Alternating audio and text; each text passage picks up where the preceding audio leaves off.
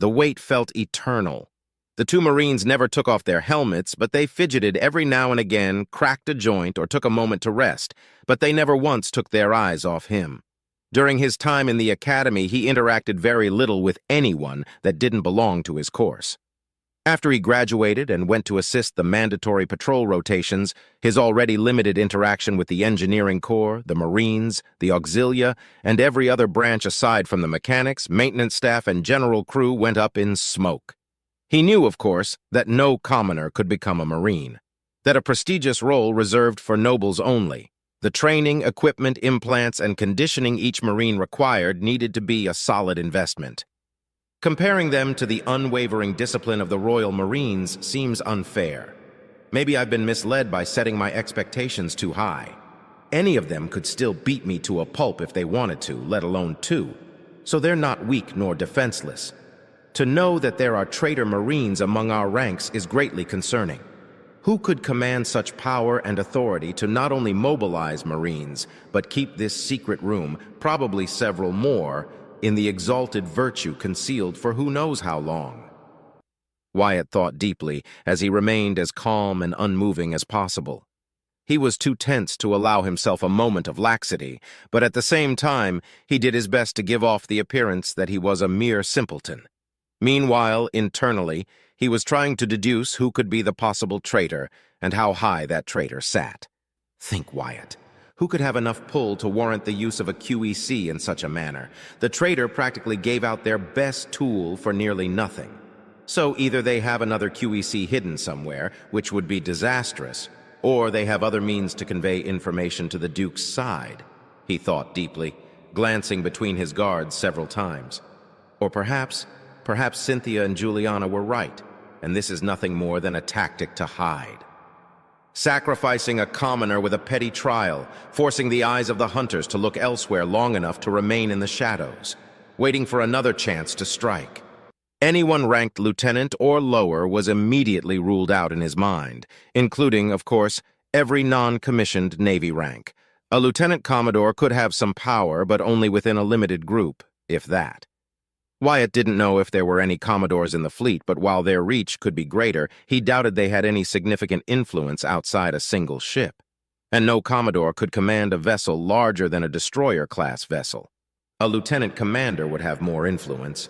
Abacus Reed was a lieutenant commander, but he wasn't popular or influential, so his rank was for show only. Would other lieutenant commanders be similar? Does it even matter? If I recall correctly, they have more influence than a lieutenant commodore, but less so than a commodore. He sighed heavily, making the two Marines guarding him tighten their grip on their weapons for a moment. I should have paid more attention to the commanding structure back at the academy. No use in crying over a crushed Lakoa now, I suppose. Left without much else to do, Wyatt swallowed his annoyance and continued to ponder away, futile effort as it was. Perhaps a captain is responsible. They can command up to heavy cruisers and battle cruisers, and a noble would either need to have done pretty amazing deeds or belong to a powerful house to achieve that rank. But could a captain have the means to orchestrate something like this? Wyatt thought, and internally groaned when he realized something to add to his already mounting frustration. They're nobles. How could I forget that? A military or navy rank may give me some direction, but that means little compared to what house the traitor belongs. Political impact, influence, wealth, power. Clara and Redford mentioned that the puppets were many, but the puppet master could be anyone. But who? The one standing at the top, the head of the Viper, has to be someone powerful from a prominent house and likely holds a significant rank within the fleet, and must be aboard the exalted virtue, he reasoned, his head threatening him with a headache. That left only a few possible culprits, but all he could do was speculate. He wasn't a detective or an investigator. Most of his conclusions came from observation and logical outcomes. But in the world and the convoluted web that was nobility, he had no leverage. Hence why he was a living tactical mine, ready to explode in the face of the traitor. But who was the traitor? He didn't know the other commanders all that much except for what he was told of them. They all came from significant and powerful houses, and thus could easily have the means and connections to orchestrate a possible mutiny or act as the eyes of Duke Draymore aboard the prince's fleet. Redford Kalen was obviously not the traitor. The trust he received from Clara and the Winfield sisters had been more than evident. Juliana, being a Winfield, was also discarded, which also worried him since the two Marines belonged to her division, and here they were, traitors working under their noses. How many more were like them? How many other commoners and low-ranking nobles were actual traitors?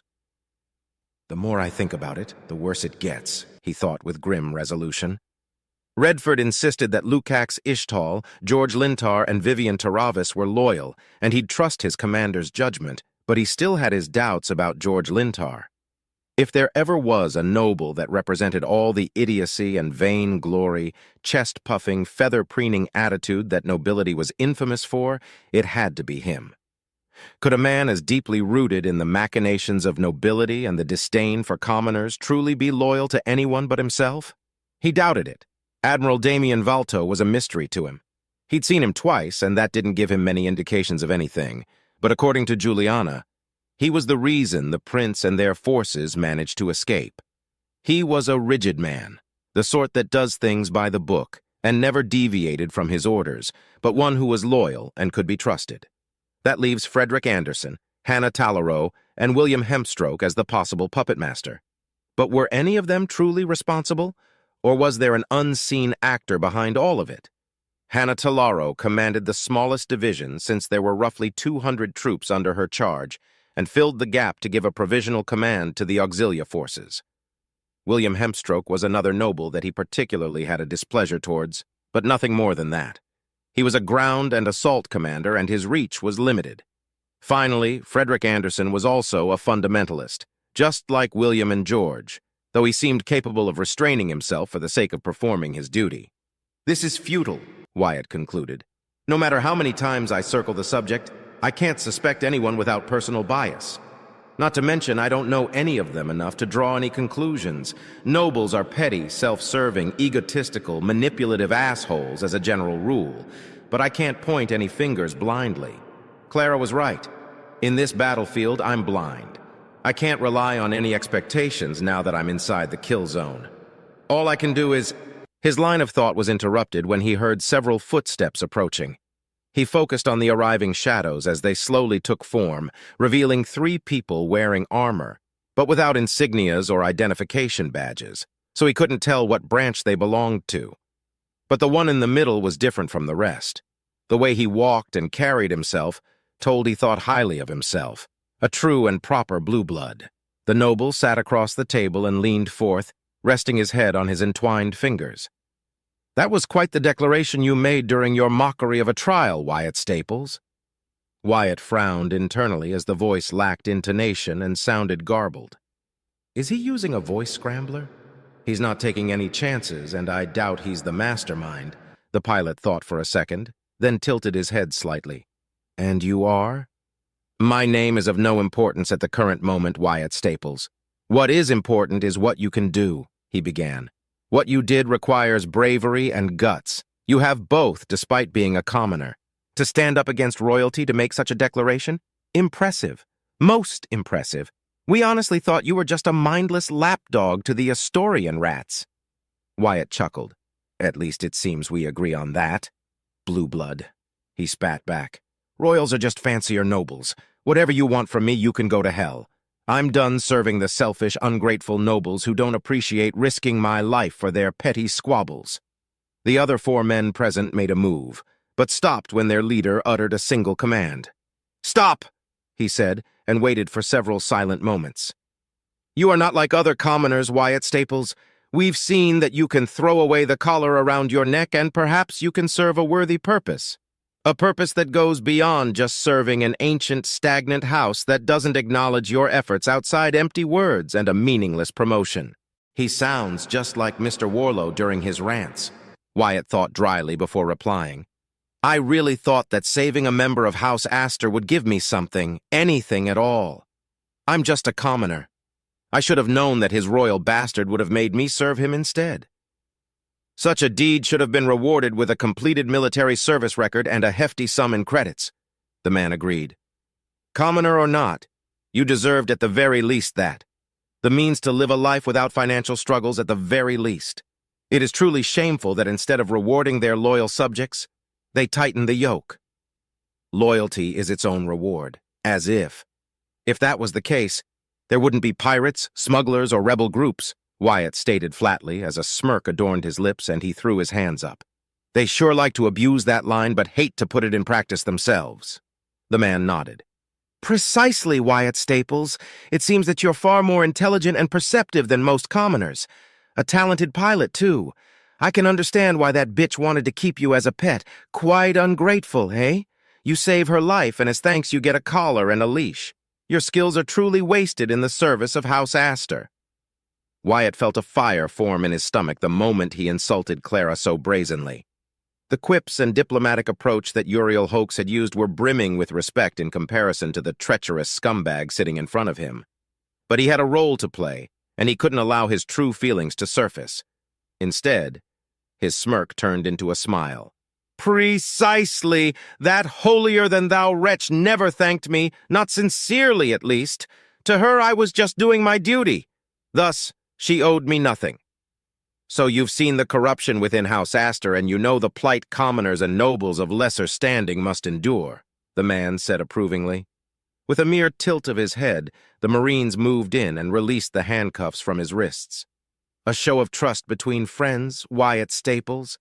Thanks. They were starting to hurt, he replied, rubbing his wrists for a few seconds. Now? Why should I trust you? For all I know, you're just trying to use me. Ah, he replied, leaning back and raising a finger. The difference is that I won't hide that fact. You've called too much attention upon yourself, Wyatt Staples. You have no house, no standing, no power, no nothing. You're a commoner, but men like you are rare. Were it not for our efforts, you'd be dead right now in your cell. The prince will not take lightly that you insulted not only that haughty banshee he calls a sister, but his pride too. So you're welcome. Is that not proof enough that we wish to help you? Good point, Wyatt replied, crossing his arms. In that case, thank you. But now that I'm marked for death, what can I do? I don't suppose you'll keep me hidden here forever. Preparations are being made. Don't fret. We may be few, but there are more of us every day. True loyal sons and daughters of the principality ready to strike down the arrogant Astors. The royal regent, Duke Draymore, rewards loyalty, and you, my friend, could be highly rewarded in his service. Wyatt frowned and scoffed. Another royal? I understand why that would seem like a contradiction, the man replied with a bemused chuckle. But unlike the prince and his ilk, Duke Draymore is a true royal. As regent, he can rule the principality while he prepares a suitable heir to be a true prince. Unlike the inept who inherited the throne without gaining it. Do you see? His Lord Regent only seeks the best for our beloved principality, while the current prince only seeks to perpetuate the stagnancy that his house feasts upon. They are nothing but arrogant tyrants, and they must be removed. Pirate attacks have been rampant across several sectors. Drazan raiders have managed to make incursions all the way here, to Jintrax. There are mounting protests and rebel groups spreading like wildfire due to the economic instability. And this prince, he said with disdain, cavorts alongside smugglers and criminals, little better than pirates, just to gain some forces. Disgraceful and without honor. I wasn't aware that the problem was so dire or widespread. And I wonder how much of it is even true, Wyatt thought, looking mildly shocked. I mean, I carried the wretch to Woodshaft, but I wasn't aware of those negotiations. Couldn't they, just force them to comply? Why threaten them when you carry with you Royal Marines? He asked with a scoff. Wyatt gasped. Royal Marines? I thought those were regular Marines. The man nodded. I know you're innocent, Wyatt Staples. You couldn't have known their perverse machinations and cutthroat diplomatic tactics. That's how House Astor rules, with veiled displays of power, for they know none would dare stand up against them. And if they do, they unleash their dogs of war and the blue-haired demons. Another burst of fire erupted in his guts upon hearing the brazen insult directed at Cynthia and House Winfield in general. Oh? If you think I'm innocent, then why did you plant that thing in my quarters? He asked, frowning. To be perfectly honest, I was against that idea, he replied, while Wyatt lost his frown and blinked in surprise. We are honest, Wyatt Staples. Yes, we wanted to Throw them off! Ever since the battle against the Caiston forces, the dogs loyal to the prince have been breathing down our necks rather vigorously. You are an ideal scapegoat at the moment, this we will not deny.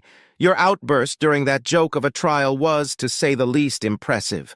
We apologize profusely for ever thinking you could be another fool who bent the knee before the ungrateful Asters. I did bend the knee, he replied. I like my head attached to my body, though it won't be for long after what I said. But screw them. Risking my life for their benefit is not why I signed up. I just wanted a cushy position and a good pay at the end of it, not whatever bullshit they're dealing with. That was a half-truth, but as long as his mysterious interviewer bought it, then he didn't care. A man that knows what he wants is a man that can achieve great things, Wyatt Staples. Your ambitions may be low since you are a commoner, but they are fitting. However, you could achieve so much more if you were to join us, the man said. As if I have a choice. Either I join you or you'll kill me, Wyatt thought, but mentally smirked. How? I'm going to lose my head or spend the rest of my life in prison if I'm lucky after what I said. At any rate, I'm sure that blonde prick knows I'm not in my cell. Do not worry about it, we've covered that. Even that disgraceful prince can be fooled for a certain amount of time, the man replied. Will you join us? I don't know you. What could I gain if I join you? Asked the pilot with interest. The man relaxed his posture, and while he couldn't see it, Wyatt could almost feel the grin spreading across his lips. Prestige, honor, true camaraderie, and a promised bounty for your services 3 times bigger than the current retirement plan the Navy offers to commoners in perpetuity. Not only that, but if you fall in battle, those same rewards will be passed on to your family members and descendants. My son will inherit my riches, even if I were to die? Wyatt asked, all bright-eyed and optimistic. Indeed, your son will be provided, Wyatt Staples, the man replied, and you, my friend, will be eligible to start your noble lineage. The Asters were fools for squandering such a talented man. Wyatt smiled widely, but inside he would have been on the ground if he could laugh. They don't know anything about me. That means my records have either been deleted, their contact is not within the Third Fleet traders, or that really was their only QEC, and they acted in pure desperation. This is too good to be true. How am I to trust you if you don't reveal your face? He asked tentatively. It is a security precaution. If you're captured, our whole group would be put at risk, Wyatt Staples. I'm certain that a man as intelligent as you can understand discretion, the man replied. Fair enough, he replied with a shrug. You must be someone highly valued by Duke Draymore to be given such a difficult mission. I mean, you're right under the prince's oblivious nose, and here we are. Wyatt barked a laugh and clapped his hands together 3 times. Me, if only, the man replied, chuckling. Our Lord Regent would never associate with me. No, I am a mere conduit for our leader aboard this vessel. He witnessed your trial with great admiration and concluded that you could become an asset to our just and true cause. Join us, Wyatt Staples, and fight for the future of the Principality, not the cruel, unworthy Asters that bleed us dry with their incompetence and prohibitions. It's hard to refuse such an offer. All right. You convinced me. I'll join you. What am I to do? Wyatt replied solemnly. Most excellent, the man said, and from a sealed pouch he extracted a cube no more than 5 centimeters wide. This is a Mortax cube. It is nearly undetectable by most security measures, and it can be easily concealed in one's person. Upon activation, it'll emit a strong but short-lived electromagnetic pulse that will fry any non-heavily protected electronic devices within a 10-meter radius. Okay, so what am I supposed to do with it? Throw it at an Aster dog and hope for the best? Wyatt asked, raising an eyebrow at the strange object he'd never seen nor heard from before. This won't kill me, right? Of course not. Elsewise, we would have attempted an attack against the damnable Asters before. We do not lack loyal members with enough conviction to give their lives for the betterment of the Principality, after all, the man replied. All right. That still doesn't explain what am I to achieve, Wyatt insisted, scratching his head a few times in confusion. You shall be escorted back to the conference room where your trial was being held. As we speak, the prince is being convinced and lured into a trap so that he may cast his judgment upon you. You, Wyatt Staples, will be in a unique position. You'll be within reach of the prince without the direct protection of his rabid dogs to protect him. Once he's close to you, you will activate the Mortax cube by activating a disguised, short-ranged detonator, the man said, and presented him with a small badge representing the Royal Navy. Common and inconspicuous. If it's an electromagnetic weapon and isn't enough to kill me, what will it do to the prince? Wyatt asked more seriously. The pulse will take down his shields, leaving him vulnerable. In that moment, his life will end, and you, Wyatt Staples, will forever be remembered as a hero of the Principality were you to die. But in the ensuing commotion, we will do our best to save you, as we proceed to eliminate the Astor wench as well. He explained calmly and leaned forth. Be our hero, Wyatt Staples. Make your son proud. Make Duke Draymore proud. Make us proud. Wyatt smiled, taking the cube and the badge in trembling hands. He stored the cube in his right pocket and put on the badge right above his handkerchief. In that case, for my son, for the Principality, it shall be done, and the Astors will rue the day they dared to throw me away. You will be remembered, Wyatt Staples, the man said, standing up. Before you activate the cube, we will need a signal to be ready. That signal will be House Astor Falls today. Understood? Understood, he replied by putting on his best, eager, maniacal face. The man and the other men around him chuckled at his antics, but the leader raised his hands and moved them in a calming gesture. Ease up, Wyatt Staples. You must remain as calm and stoic as possible. Avoid drawing any interest by acting weirdly. Just imagine that you are about to be judged by the prince without a plan in mind. I'll try. But me? A hero of the Principality? Such honor. Even if I die, my son will be safe. Thank you for giving me this chance to settle the score with those unworthy whoresons, he said eagerly. He was perhaps overselling his pitch, but he was a commoner, and that played in his favor to give his act a genuine air of idiot-ready-to-die syndrome. The two Marines that brought him to the secret room handcuffed him again, but without securing the lock, giving him the opening to free his hands at any moment of his choosing. They then escorted him through the same long tour without meeting anyone until they were nearing the room in which the trial was being held. A few crew members who saw him shouted insults at him, and some others spat at him, desiring the worst upon him for insulting Princess Clara to her face. As he entered the room, he saw that the commanders and the admiral were back on their spots. Clara and Cynthia were on the balcony, but the prince was standing near the center of the room with two Royal Marines flanking him. As he arrived at the desk and chair he'd used no less than 2 hours ago, but instead of sitting down, he remained up, defiant. The room was once again filled with various officers from all branches and ranks, most of them silently glaring at him or murmuring about his senseless disrespect. You won't kneel? The prince asked forcefully. I won't. I don't have to, Wyatt replied firmly, unafraid. The prince closed his eyes and exhaled slowly. Very well. With a simple hand gesture, the Royal Marines stepped back and lowered their weapons, putting them in a relaxed state. Then he stepped forth, each step echoing across the room with a deafening rumble. He stood in front of Wyatt, half a head taller than the commoner, and glared at him. You've disgraced my family's name. You've insulted my sister's honor. You've disrespected me not once, not twice, but thrice now. I must admit I admire your resolve, Wyatt Staples. He paused for a moment. Such a shame. I thought that you had some promise, but alas, a commoner is a commoner at the end of the day.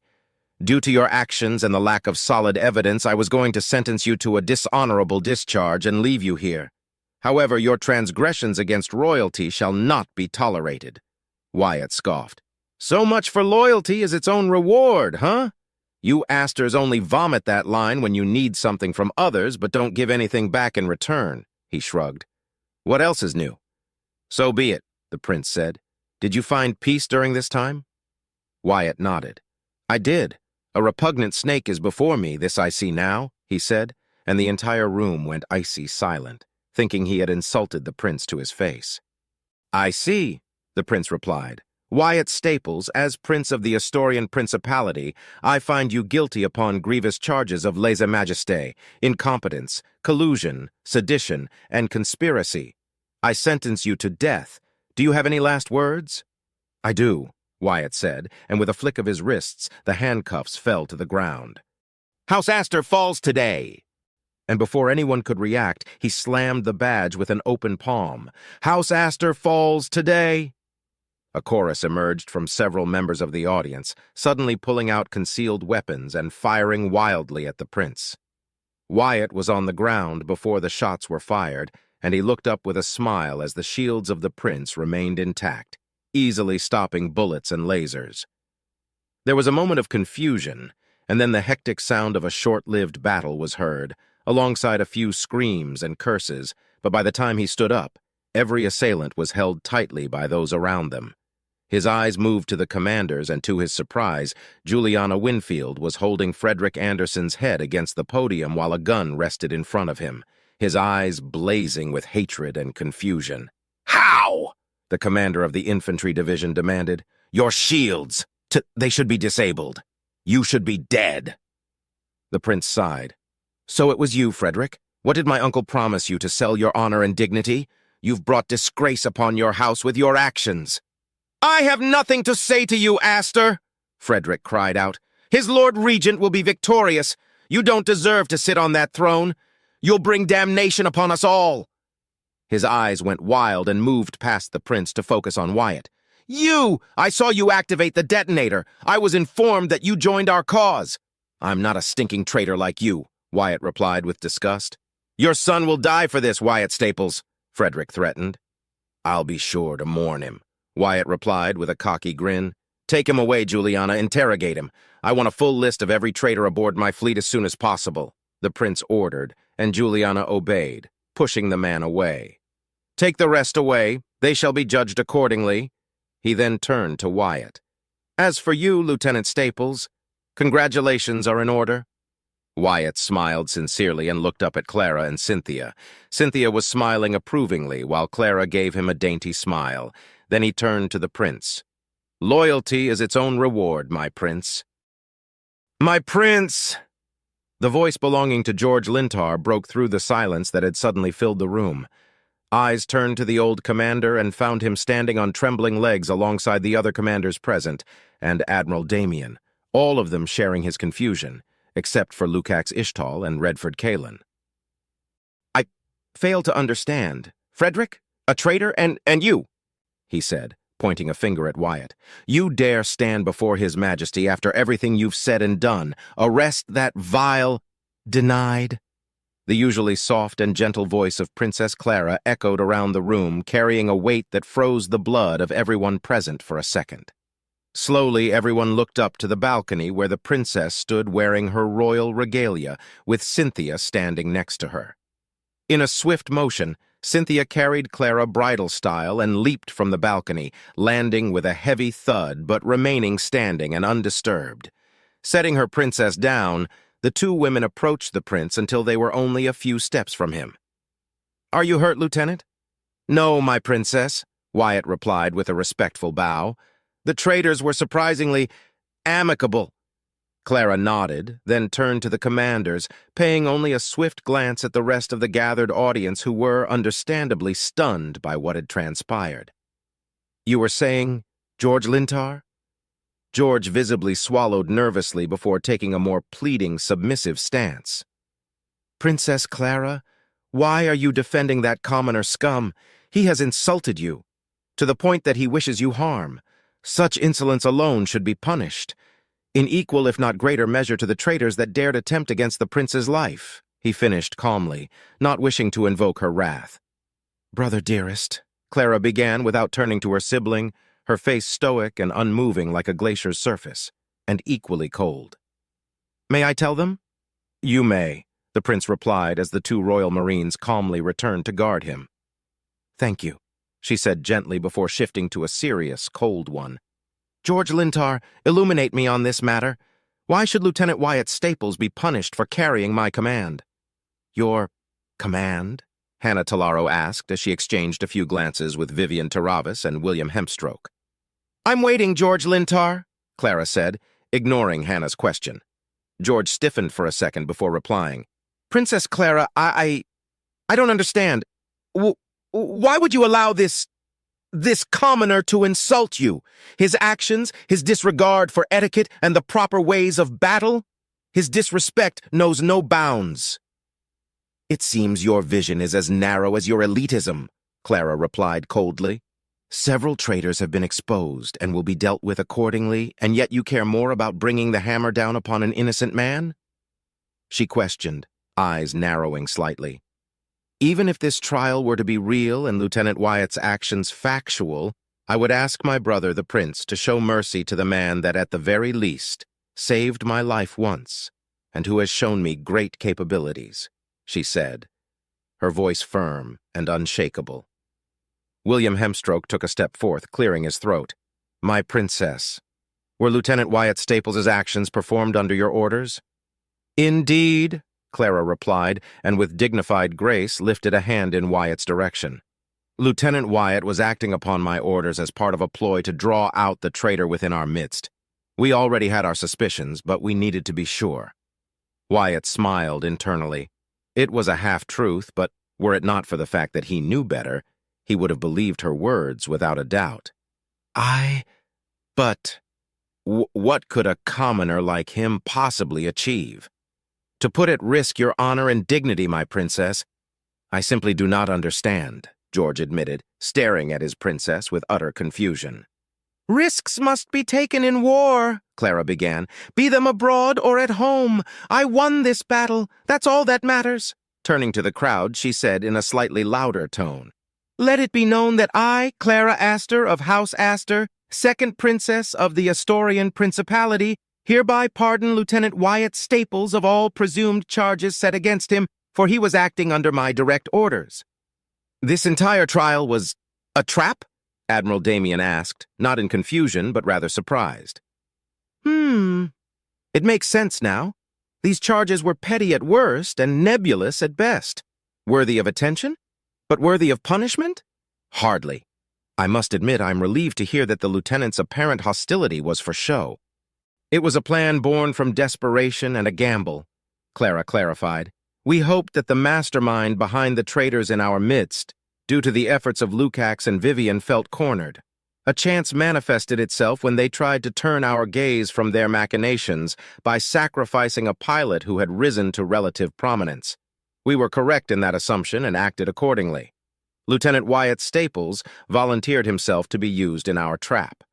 I instructed him to be hostile and insulting, especially toward me, to incite the traitors to action. It was a measured risk, but one that has given us answers and peace within the fleet. The room fell silent for several moments until Hannah spoke up, gaze focused on Wyatt. "But how? You were taken into your cell.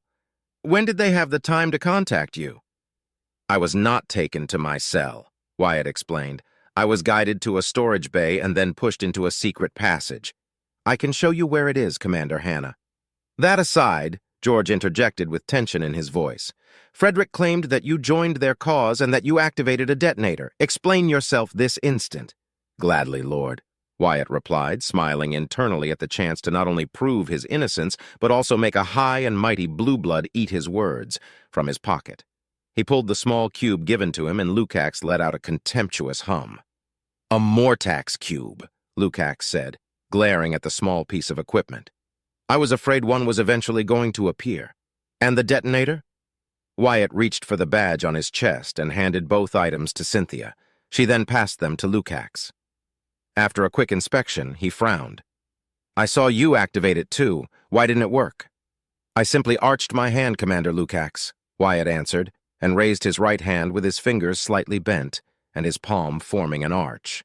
"I never touched the badge." George, unsatisfied, glared at the pilot. "You still willingly put the life of the prince in danger, commoner. And I am profusely sorry for that," Wyatt replied with a small head bow directed at the prince. "I am far more interested in how you were able to convince the traitors that you were joining them," Vivian pointed out. "I was also unaware that you had a son, Lieutenant." "That is because I don't, Commander Vivian. I wanted to see how much these traitors knew about me. They knew nothing before I joined His Majesty's fleet. I took advantage of that fact and leaned on it to appear more sympathetic and appealing to them," he explained. I might have to avoid speaking about my actual family with strangers from now on, he reasoned. How many were there? Who are they? What did they tell you? Answer me, commoner, George demanded. 5 of them, I don't know. They wore suits and helmets with darkened visors. One of them used a voice scrambler. As for your last question, Lord, I'm afraid our liege, the prince, would like to know those details first, he said. But the prince remained stoic, impassive, forever in control and calm. What about— Enough, George, William interjected. Princess Clara has excused every action he could have committed during that time, before and after as well. Stop trying to find fault with this young man. A commoner he may be, but one that has given aid to His Majesty once more, and I, for one, will look past his undignified origin and thank him for his services. I was merely doing my duty, Commander William, Wyatt replied humbly. I doubt he means any of what he said, but gaining some favor from the prince and Clara can't hurt, right? Blue bloods and their games, he thought with mild amusement. Now, Clara's voice rang once more. Does anyone else have something to say? I do, the prince said. Despite his great service, there is something that plagues my mind. An error, a mistake, one that must be rectified at once. Lieutenant Wyatt Staples, take a knee and lower your head. Justice shall be delivered by my hand. Wyatt was stunned for a second, and he looked into the eyes of the prince, but found nothing.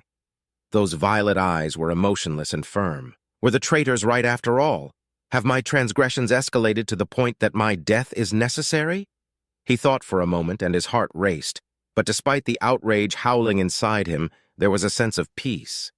Better to die at the hand of the prince. How many can boast of such a feat? I obey.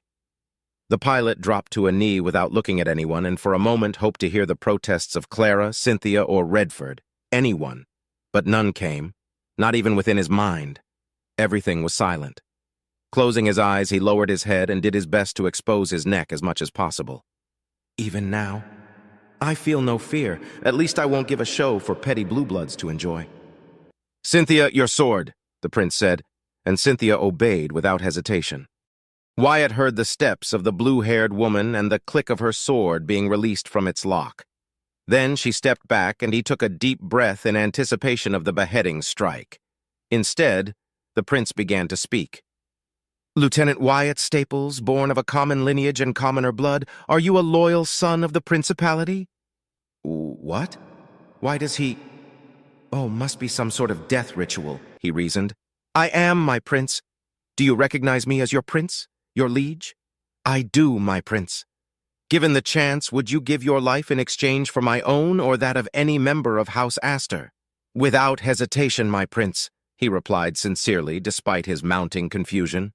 Would you obey every command given without doubt nor questioning, regardless of what is asked of you to perform? The prince asked, his voice firmer, heavier. No, I would not, he replied, and he heard many gasps echo around him. For what reason will you disobey my direct command?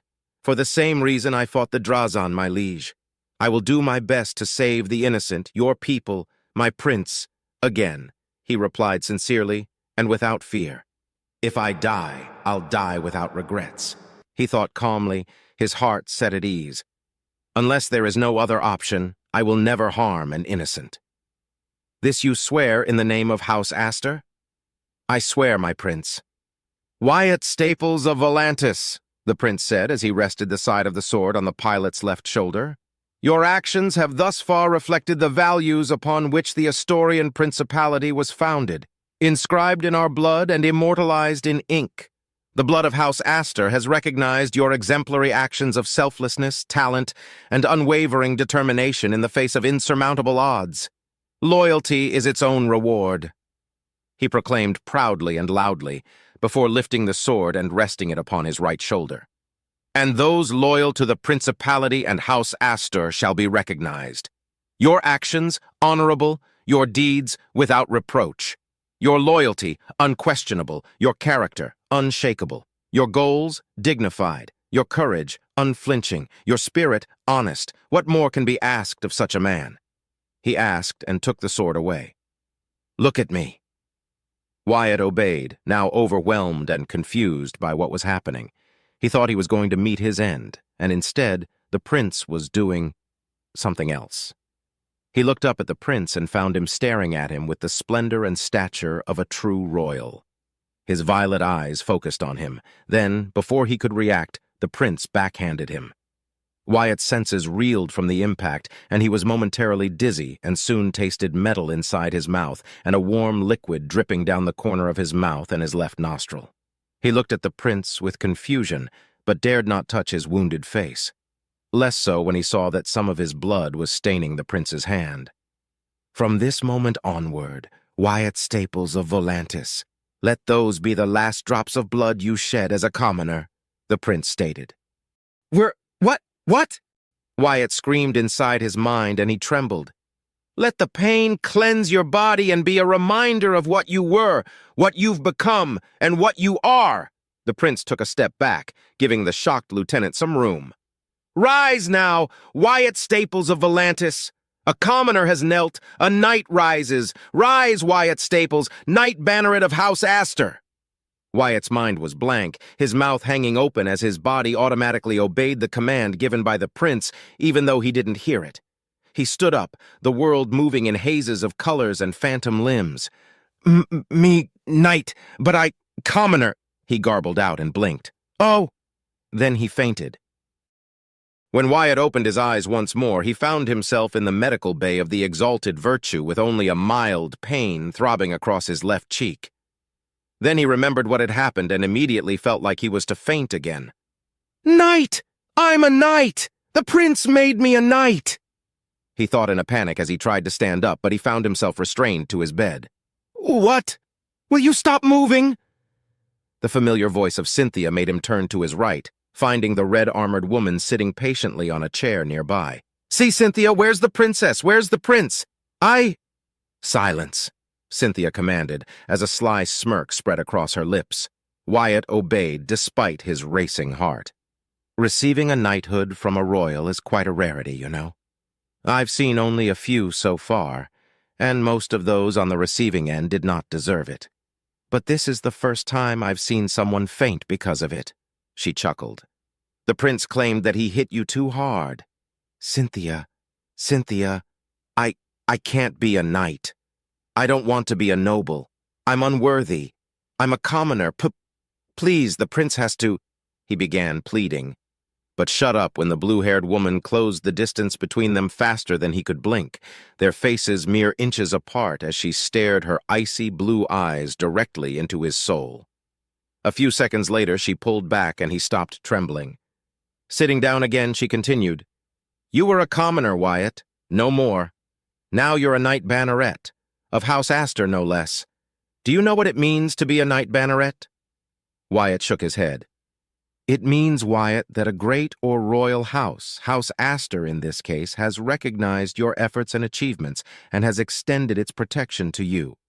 Now you carry a measure of responsibility to bring honor and prestige to your benefactor's house."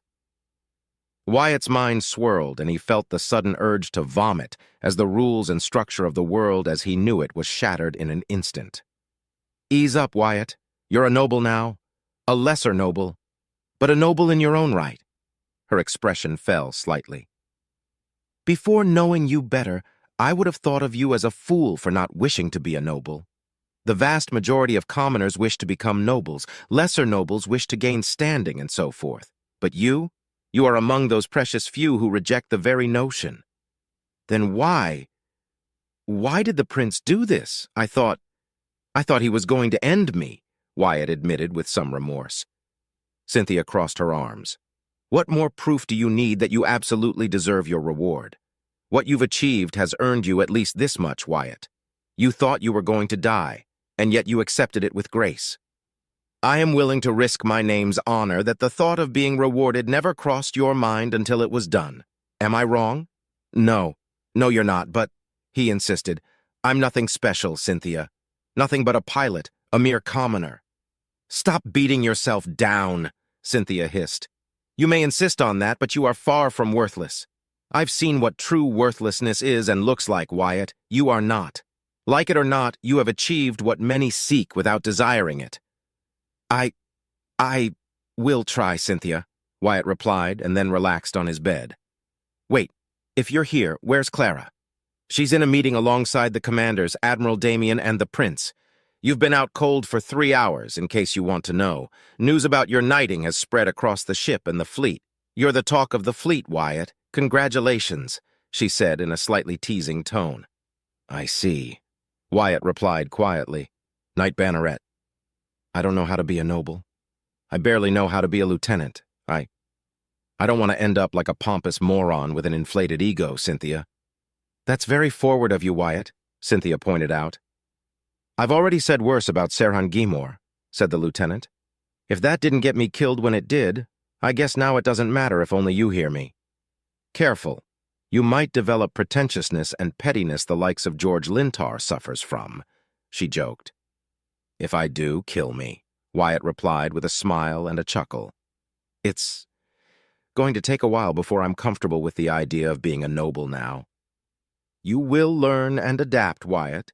Believe it or not, being a noble is not as difficult as long as you don't engage in the petty squabbles and disputes that oh so plague the battle between houses.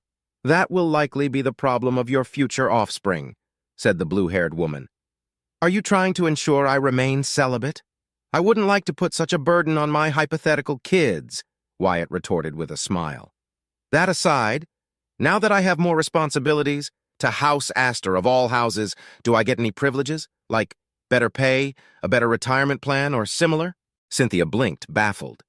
Better retirement, she exhaled slowly. Technically, yes, you get all that and more, but why did you immediately think of monetary rewards? I haven't sent anything to my family in almost 6 months. Being posted as a compost hauler pays little, and I would like to send more than normal to my parents and brothers. I don't know if they are having difficulties or anything of the sort. Oh, it would also be nice to afford to message them more often, he explained as a placid smile spread across his lips. In that case, yes. You will see a substantial increase in your wages, Wyatt, Cynthia replied softly. But more than that, you will receive 3 additional implants and 1 more that comes as a gift from my sister once we reach Matcha in Finnegan territory. You will also have the right to bear your own heraldic shield and sigil, and, most importantly, as a Knight Banneret of House Astor, you no longer have to obey blindly the orders of every noble. You shall now only respond to an Astor or anyone they appoint you to obey, she smirked. For example, a Winfield. Wyatt was stunned for a moment, then slowly his smile widened. I take it that means you're no longer that conflicted about your knighthood? She asked, in a playful tone. Try as he may, he couldn't wipe out the smile off his face. Cynthia then removed his bounds after ensuring he was relaxed and wouldn't faint again. After a few minutes of idle talk, Cynthia received a message from Clara, summoning them both to her chambers. They quickly made their way there, and after Cynthia secured their entry, Wyatt bowed his head in respect. Princess, he greeted, then paused and straightened up. I'm afraid I don't know how to greet you, Clara. Don't bother with such useless things, Clara replied in her usual mellow tone as she sat at her table. With a wave of her hand, she invited her friends to accompany her. I wonder if I'll ever get used to her when she's serious. She's frightening when she's like that. I much prefer this, her amicable side, Wyatt thought as he and Cynthia sat down. His mouth watered when he noticed the exquisite sweets on the table. Please, help yourself, Wyatt. Or should I start calling you Sir Knight? Clara pondered with a teasing smirk. Don't, please. Wyatt chuckled as he reached for a cookie with the magical substance called chocolate encrusted into it. Everything went so fast, and now I'm a lesser noble, a Knight Banquet. Knight Banneret, Cynthia corrected, all too eagerly drinking a cup of tea and eating 2 cookies in quick succession. Yes, that. Thank you, Cynthia, Wyatt replied. And you truly deserve your title and everything that comes with it, my dear Wyatt. She sipped her tea, humming softly, pleased. This day has been far, far too long and stressful. For the time being, the threat of the traitors has been dealt with. Frederick Anderson has been put in confinement and is being interrogated as we speak. Milcades is not a gentle interrogator, but he is rather efficient. Several dozens of captures and arrests have been performed, with most of them being executed. Bottom feeders and easily fooled idiots that hold no information give us nothing, she explained. Cruel, but she's right. If the traitors convinced others to join them with the same lies and spiel they used on me, then they were never loyal to begin with. There's no need to waste resources and space on them. Why risk a mutiny or another assassination attempt by holding them prisoners? Wyatt reasoned, nodding once as he ate his cookie and reached for a cake. On a brighter note, not even George was brave enough to question my brother's decision, Wyatt. Officially, you are now a Knight Banneret of House Astor.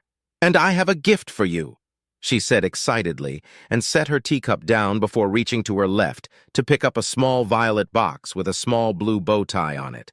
Enjoy, Wyatt. Wyatt was about to say, I can't accept it.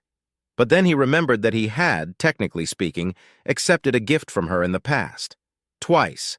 It's not the same as sweets, but at this point, I have no right to refuse her gesture.